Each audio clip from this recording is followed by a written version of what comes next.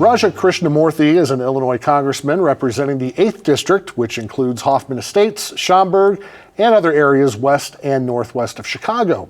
And before his political life, he spent his childhood growing up in Peoria. He joins us now. Welcome home. Thank you. Thanks for having me.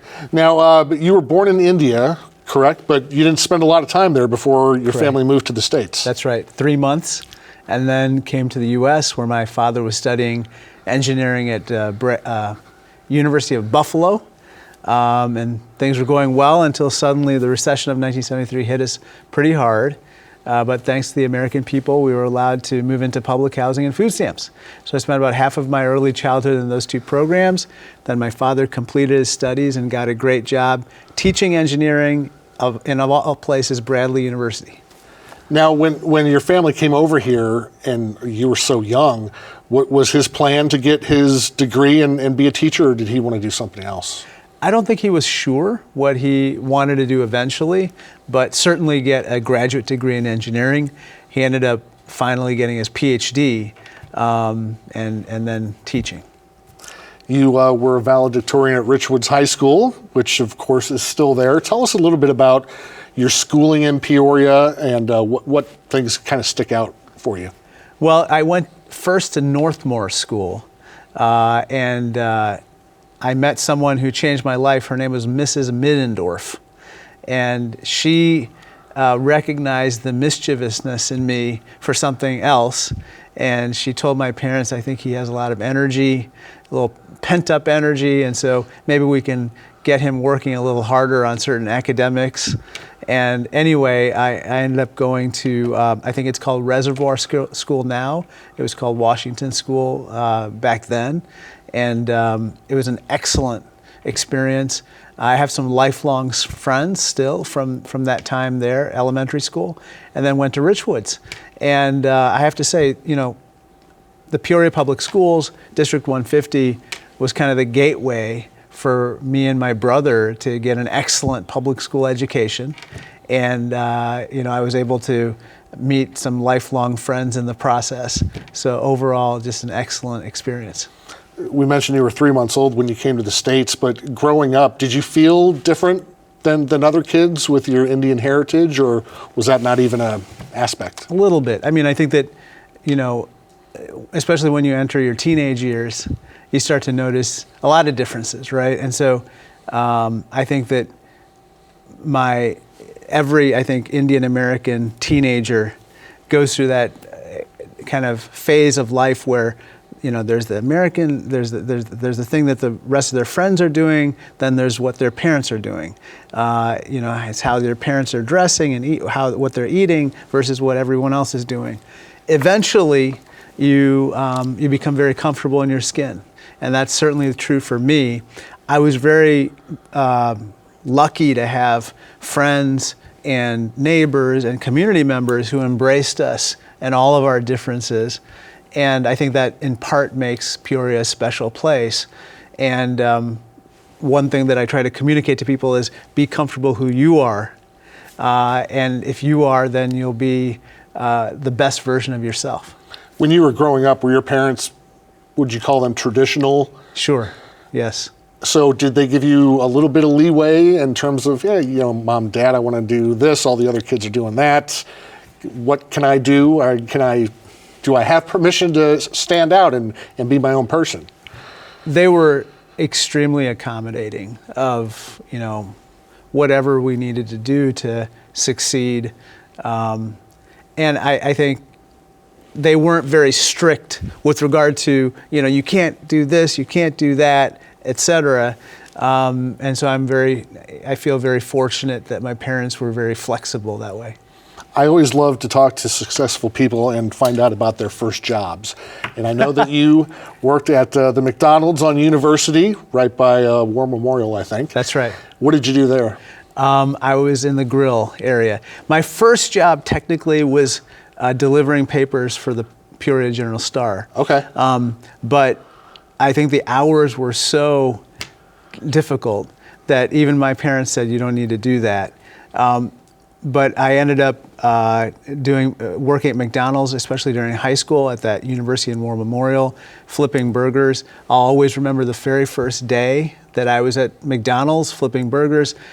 Me and another guy were standing in the grill area, and he flipped a bun, and it landed on the ground. So he kind of looked this way and that way. He looked down, he picked up the bun, and then he put it back on the burger. And from the corner of the restaurant, I heard the words, "You're fired." And it was not Donald Trump, it was the owner of the restaurant who was working that day, kind of helping to manage the restaurant. And that taught me a very important lesson about character, who you are when no one's looking. And that owner, by the way, taught me how to, wash the restrooms, clean the floors, mop and sweep and wash the toilets and everything. And I learned a lot of life lessons in that job in McDonald's. Did you learn that even though it may not be the fanciest job in the world, you need to take pride in what you do? 100%. And actually, one of the things I also learned was they take a lot of pride in the cleanliness of the restaurants and the cleanliness of the food.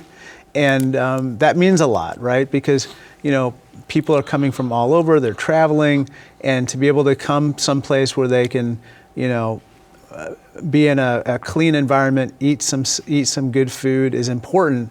And so, I took pride in that. That's great.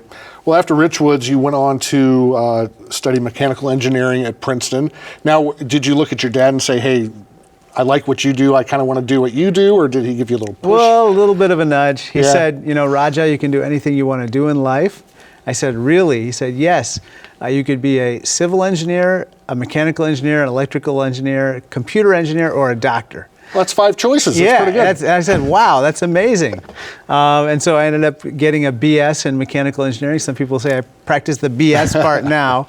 But in all seriousness, it was a course of study that enabled me to learn a lot about the world, the physical world, and it also enabled me to develop some analytical skills, which I think go along with any engineering course of study, regardless of where you are. And I apply those skills even today. And when did you decide you wanted to go to Harvard Law? I think in my senior year of college, I knew that I wanted to potentially go into government, maybe as an appointed official. That's kind of what I thought, I was destined to do. But I thought, okay, well, I should probably get a job first, because I don't want to rely on my parents to fund a graduate education. So I went back to work for a little while, and then that's when I decided, okay, well, maybe law school makes sense. And so I applied here and I got in, and the rest is history. So after you get your law degree, how long did you practice law, and I did. how long did you do that? I did that for about 7 years in the private sector in a law firm in Chicago. Learned a lot, but then I went into government. I became Special Assistant Attorney General. I helped to start the anti-corruption unit, and unfortunately business was very good at that time.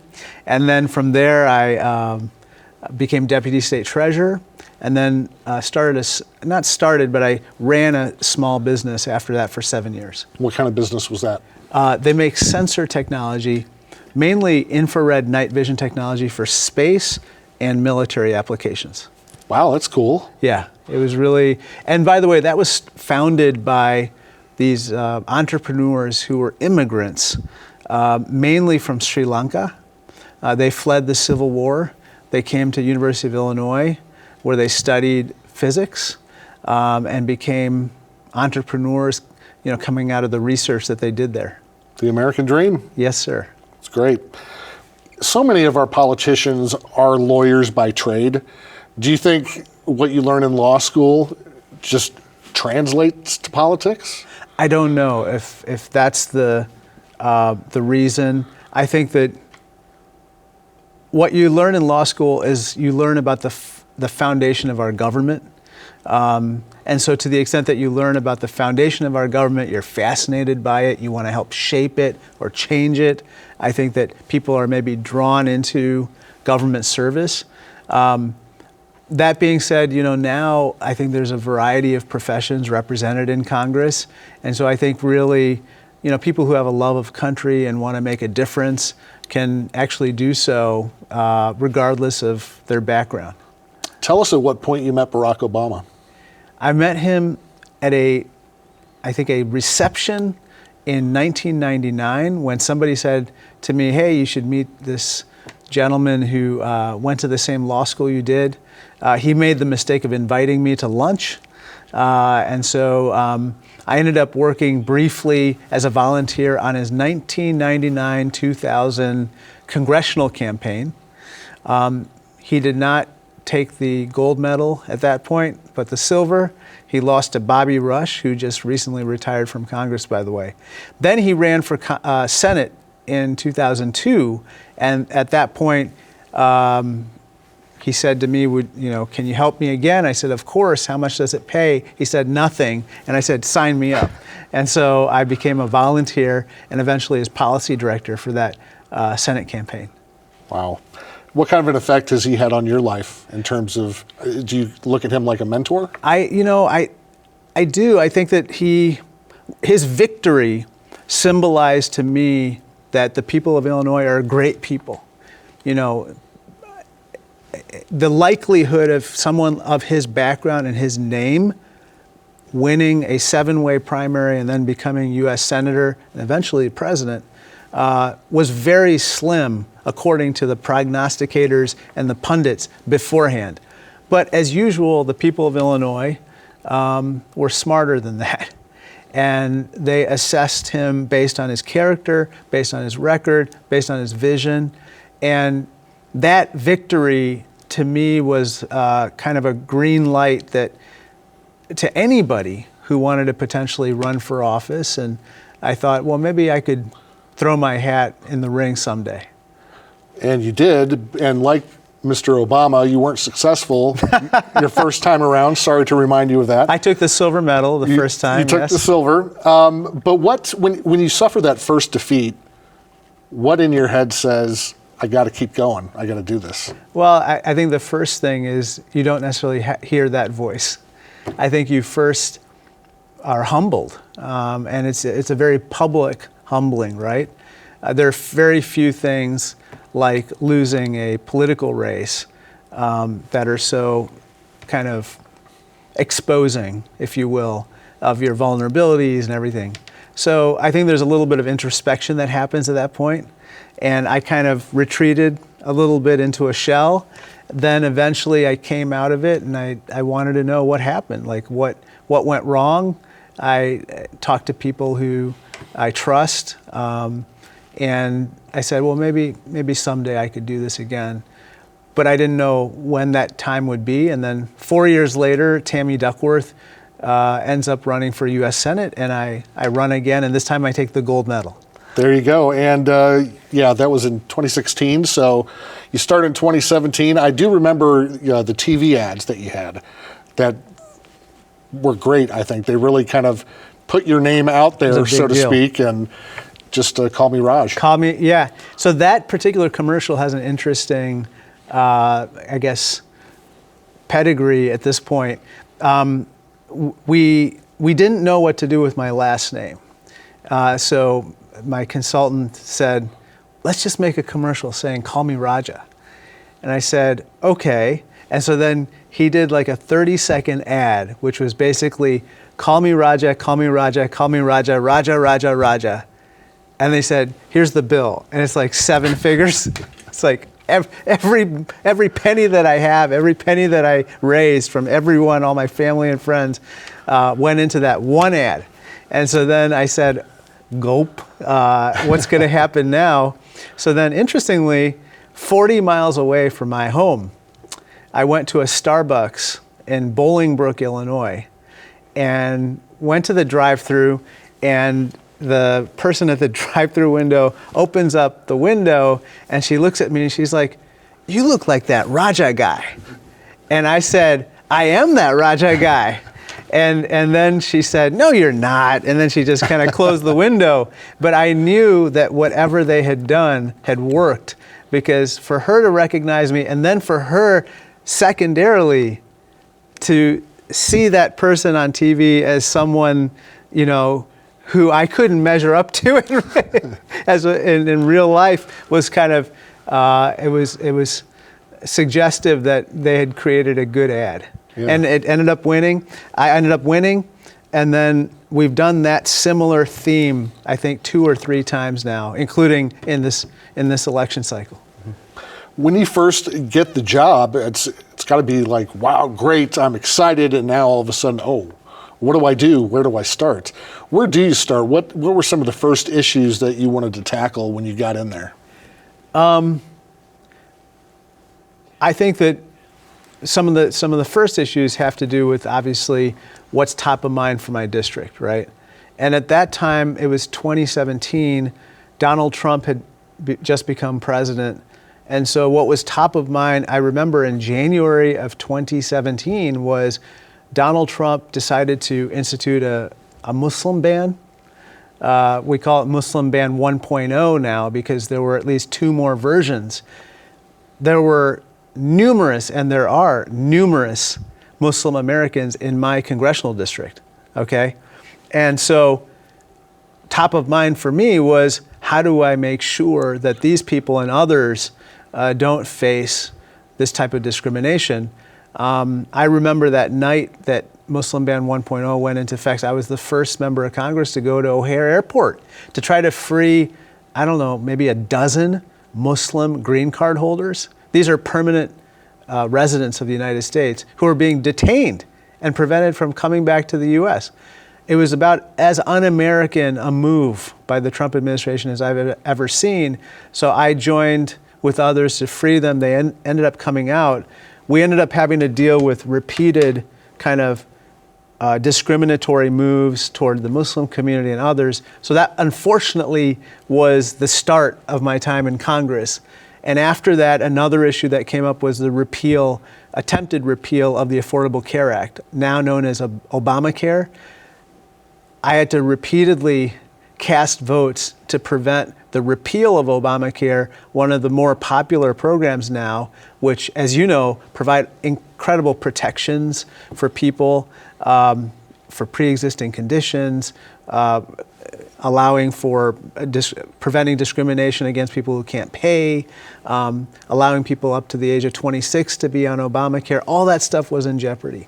So those were a couple of the issues that were top of mind in January 2017. Now, those are some big issues to start off Yeah. with, too. Do handling issues like that, and of course you have to handle multiple issues at one time, what kind of an emotional toll does that take on a politician? There were a lot of late nights. Those first 4 years entailed a lot of late votes. We had a government shutdown at least twice, I think. So you had literally government workers going unpaid. Essential workers were mandated to continue working despite not being paid. So you had TSA officials and so forth who were going to food pantries, not having enough money to even take care of their families. And so it was a really challenging first couple years. For me personally, it was still the honor of my life to help my constituents. So we had a lot of constituent services cases in those first 3 or 4 years that we addressed and we successfully resolved, but a lot of high drama as well.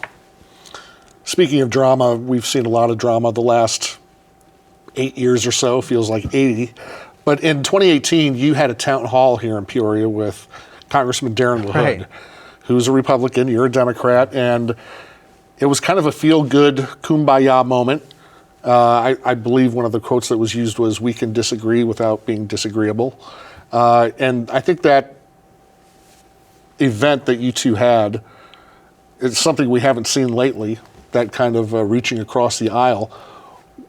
Looking back on that event, how important was that to do? I think that was really important. Remember, that was 2018, so that was in the middle of the first Trump administration. And, nerves were frayed. People were very upset about what was going on in the country. And so for a Republican and Democrat to come together and have these joint town halls. We had at least 3 or 4, by the way, in different places, including on TV, including with you folks, and on the radio. And I think people wanted to see that. People wanted to see people who were able to sort through their differences without name calling, without belittling each other. And I think that's become a hallmark of the way I think I have tried to conduct myself in my office over the last 8 years. Can we get back to more of that? Because it seems like, again, that was only 6 years ago. It seems like today that the Democrats and Republicans are just so far apart on everything, and it's almost like you have to be one or the other. There's no meeting in the middle. How do we get back to working together, both parties? I think that we have no choice. If we actually want to do anything that's enduring, it has to be bipartisan. I'm the ranking member of a committee called the Select Committee on the Strategic Competition between the U.S. and the Chinese Communist Party. It's got the longest name in Congress. Just like me, my name, I have the longest name in Congress. So I feel very much at home on this committee, but it's thought to be the most bipartisan and constructive of any committee in Congress because people really are trying to practice what you and I just discussed, which is, first of all, can we work on the things where we can agree? And then with regard to other issues where we disagree, maybe we leave it to the side until we can successfully, build our collaboration muscles and get something done. And that's what we've done on this committee, and I'm really kind of proud of that work. And I think it might be a model for how to do work in other parts of Congress too. You're currently in your 4th term serving the 8th District, going for a 5th. Where do you see yourself in the future? You're still a young man. Do you have any aspirations of higher political office? I'm just seeking a contract extension right now. I like to say I'm going for my 5th term on the 5th of November. I hope the voters give me a high five. And so if I can get that, I'll be very satisfied. Again, this is the honor of my life, and I'm kind of tunnel visioned about November 5th right now. Okay, it's coming up quickly, that's for sure. Let's end on a happy note. When you come back to Peoria, and I know this has been a whirlwind trip, and I appreciate your time coming in here, are there certain things you have to do, certain places you have to eat, certain people you have to see? Yes, Avantis. I actually asked one of my folks to go and get Avantis while we're talking, so I can have it on my way out of town. On a serious note, I was here stumping for Dave Kaler, who's a state senator, a great friend and ally of mine. I met with the trades and the unions who have been great partners on a number of issues to me over the years, including on career technical and vocational education, which I'm passionate about. I've helped to modernize the law that provides the funding for this type of work throughout the country, and so I wanted to collaborate with them this morning on it further.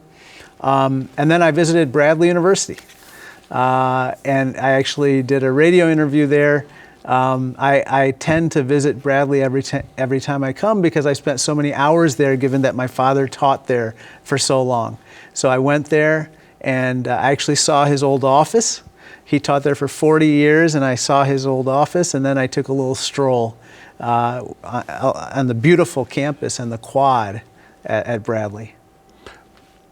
It's such a come around moment seeing your dad's name outside of his office. 40 years, that's a long time to teach. It really is, and you don't see people necessarily stay in their career for 40 straight years, but I think that was emblematic of my father's love of Peoria, my parents' love of Peoria, and Bradley, which has done so much for my family.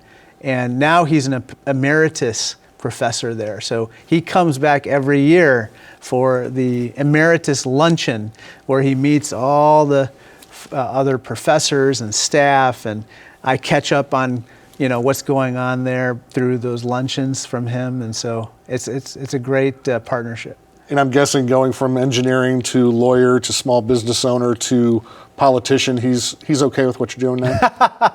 I started with engineer, remember? Yeah. And that was the ticket to entry to my career. But I think that what I counsel all young people, including my own, I'm married with 3 children, is just do something that you love, be independent, get off your parents' payroll, but try to achieve excellence in whatever you do. Congressman Krishnamurthy, we appreciate your time, and hopefully we'll talk to you again in the future. Yes, sir. Thank you so much. Enjoy your limited time here in the Peoria area. Thank you. Thank you so much. All right. That is our time for right now. Thanks for joining us. You can check us out anytime at WTVP.org, on Facebook and Instagram. You Gotta See This is next.